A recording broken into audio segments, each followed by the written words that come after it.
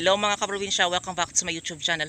So ngayong araw na ito mga kaprobinsya is meron naman akong i-share sa inyo na pinapakain ko na halaman dito sa aking alagang native pigs na siguro dito sa Pilipinas is common na talaga at makikita mo talaga siya na natutubo lang sa mga kapaligiran natin at mabilis din siyang kapag itanim mo mabilis din siyang tumubo at dumami mga kaprobinsya. So ito mga kaprobinsya is pwede natin gawing gulay at marami din siyang mga vitamins na makukuha dito yung tao at pwede din siya ipakain sa ating mga alagang native pigs kasi meron din siya mga vitamina na makukuha mga kaprobinsya. So tara mga kaprobinsya, samahan niyo ako sa aking pagkuha ng halamang ito at ipakain sa ating mga alagang native pigs. So yan mga kaprobinsya, meron din kaming malunggay, yung malunggay namin yan. Yan. So madami pa rin. Yung kanyang dahon. So yung iba mga kaprobinsya ginagulay din namin. Tapos yung iba is meron din naghihingi yan. So binibigyan namin. So dito meron din kaming yan Chinese malunggay. So ayan.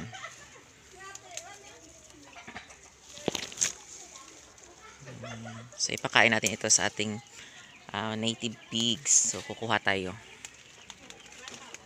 Ayan. Para mapakinabangan mga kaprobinsya. Sayang lang din naman kapag hindi makukuha. So kasi yung mga tao dito mga kaprobinsya is nasanay talaga sila sa sa Moringa oleifera.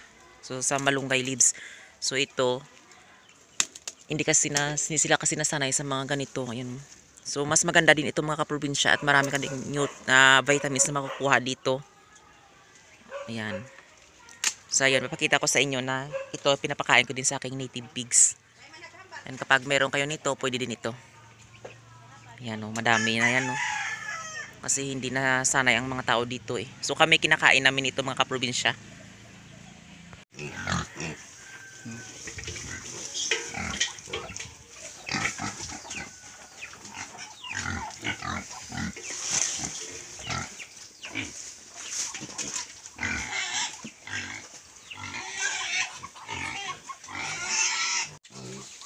So ayan mga kaprobinsya, ito yung matipid na pakain sa ating alagang native pigs. At hindi lang matipid mga kaprobinsya, meron ditong nutrients silang makukuha ng mga vitamina like vitamin B1, B2, B6, ayan, vitamin A, vitamin C, magnesium, iron, calcium, kag protein mga kaprobinsya.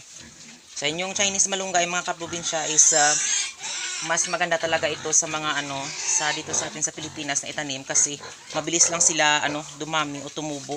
So kapag pinutol mo yung Chinese malunggay sa dulo is mga 1 week, ayan, magsisibol na rin yung bago niyang mga mga bagong tubo sa kanyang dulo. So ayan. So mas mataas pa rin mga kaprobinsya yung vitamin C ng ng Moringa oleifera, yung malunggay. Pero ito marami rin siyang mga vitamina na makukuha. Kaso dito sa atin kasi sa Pilipinas is more tayo sa sa malunggay. So minsan yung Chinese malunggay is hindi na natin minsan na kinakain kasi akala natin is lang yung nutrients niya is tawag ito, kunti lang makukuha natin ng vitamina. Dito mga kaprobinsya is kapag kinain natin ito, mas mabilis din yung digestive ng ating katawan sa mga tao din. So anti-aging din siya mga kaprobinsya, yung kapag tao yung kumain nito. So maganda din ito sa katawan ng tao at sa mga hayop.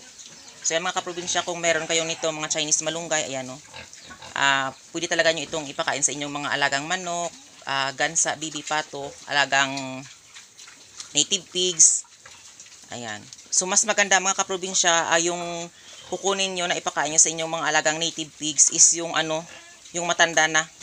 Kasi yung matanda mga kaprobinsya is maganda talaga at dyan yung maraming vitamina ang makukuha ang inyong mga alaga. Na mga na mga manok, baka, karabaw, ganyan. So ayan.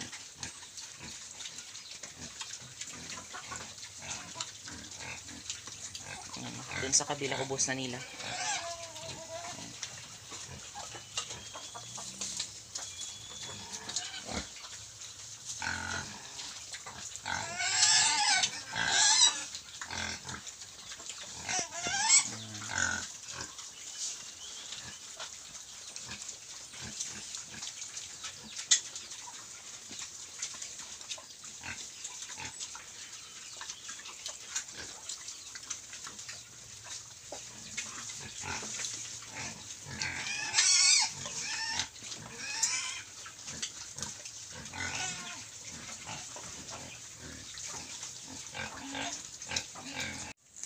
So ayun mga kaprobinsya, maraming salamat sa walang sawang pagsusupport at panonood nyo sa aking YouTube channel.